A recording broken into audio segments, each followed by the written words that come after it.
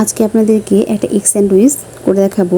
এটা বাচ্চাদের টিফিনে বা বড়দের নাস্তা হিসেবে ব্যবহার করতে পারেন। সকালবেলা ঝটপট করে দিতে পারেন। তার জন্য চলুন দেখা যাক কী লাগছে। এখানে আমি একটা ডিমকে সেদ্ধ ডিম গ্রেটারের সাহায্যে কুচি করে নিয়েছি। আর এখানে কিছুটা শসা কুচি করে নিয়েছি।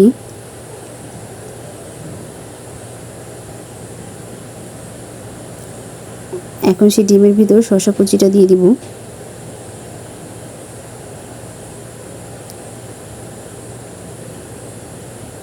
এবং সামান্য গোলমরিচের গুঁড়া, সামান্য লবণ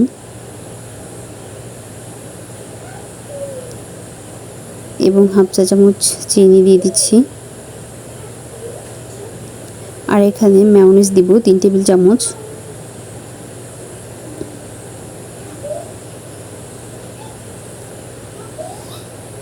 মেয়োনিজটা দিলে এখানে কি হয়, ঘনত্বটা একটু হয়, না হলে এটা পাতলা থেকে যায়।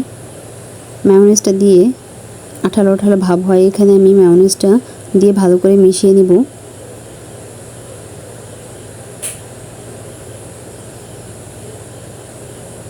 আর আগে থেকে দেখুন মাখানো হয়ে গিয়েছে।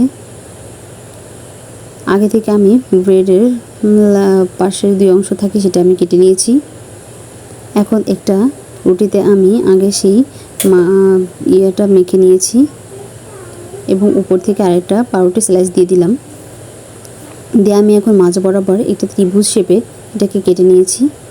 দেখুন কতটা সুন্দর হয়েছে। বাচ্চারা খুব পছন্দ করবে এবং এটা স্বাস্থ্যকরও হবে। বাচ্চাদের টিফিনে আপনারা দিয়ে দিতে পারেন।